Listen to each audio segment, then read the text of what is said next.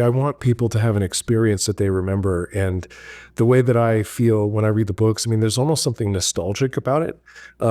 There's just a connection that I have to the material when I read it that I want people to feel when they watch the show. And it takes a lot of effort to do that. But sort of season 3, like, man, we sent it, dude. Like, we left it all on the table. And I walked away from that season going like, this was the most physically demanding, difficult show. This will be the hardest project I've ever done. Alan, thank you so much for sharing your time with us today on the podcast. We're such big fans of yours. We're from Toronto. When we know you have a great time when you're there working on this show, and also for myself, Smallville was one of my favorite shows growing up. Oh, yeah. That's my first introduction to you, so it's great to be here talking to you today. Thank you. I really want to talk to you about, I think one of our favorite posters of all time was for season 2, and it was Reacher's Back. Yeah. And it was just giant back, Reacher's Back. It made me so excited, it made the fans so excited. So we would just love to know for yourself, what's it meant to you to have so many people just in love with this show and where the show's been going? That's a good question. I deeply care about the roles that I take on, especially Reacher. I think this has been my favorite role and show to be a part of. I hope it goes for a very long time, but I just, all I can think about is how do we exceed audiences' expectations?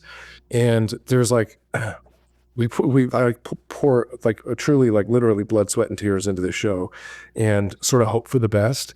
And it's an amazing feeling to know like people are showing up in droves to enjoy this. But I don't want, it's not just about a numbers game to me. Like, I want people to have an experience that they remember. And the way that I feel when I read the books, I mean, there's almost something nostalgic about it. There's just a connection that I have to the material when I read it that I want people to feel when they watch the show. And it takes a lot of effort to do that. But sort of season 3, like, man, we sent it, dude. Like, we left it all on the table. And I walked away from that season going like, this was the most physically demanding, difficult show. This will be the hardest project I've ever done.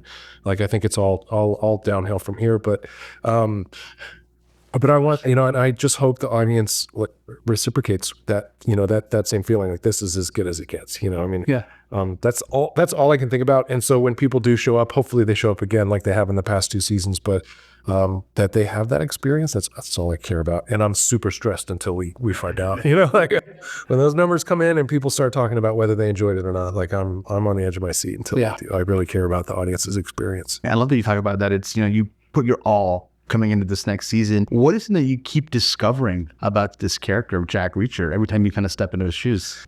That's an interesting question. It's not to say that there's not a lot to discover in Reacher. I mean, there's every time there's a new circumstance or person that he's across from our environment, we've got to explore how would Reacher present in this moment. But Reacher is such a staple. I mean, he's like, Reacher is who he is, and he's rather unchanging. Whether he's like in Berlin or whether he's like in a small dusty town in the middle of the desert, like whether he's with like a soccer mom or a villain, I mean, he's sort of just Reacher.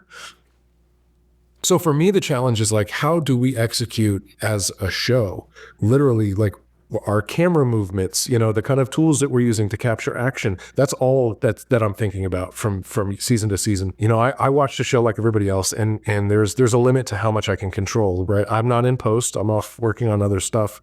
And I know what we shot on the day, but the way that can execute in post is like, if you've ever been in the business, like, you like 5 different people can take something in the editing bay and work with the same material, and it can come out with a completely different show. And so for me to watch the show after we've shot it and sort of hope for the best, sometimes I see things that I love, and sometimes I see things that, that audiences will probably agree like could be better. And I see all those things. And so like season 2, I wasn't really thrilled with a lot of the action at all.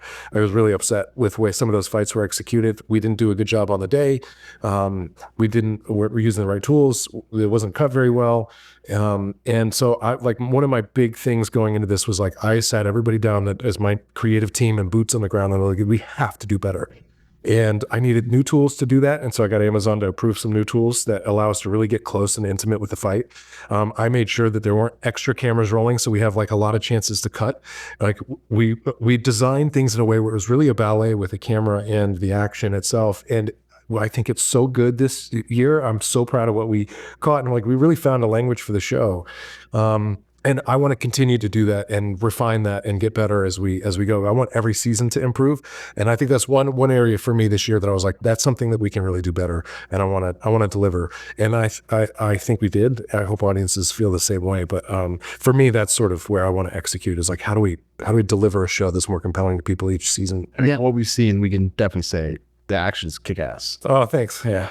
Thank you. I'm really proud of what we did this year. Yeah. Sure. And yeah, we're so grateful for your time. I love that we're in Brazil, the land of the fans. So we're just excited for them to see what's to come. And we're so grateful for your time. We also get to talk to you in Toronto next time you're there. Yeah, I would love that. That'd be great.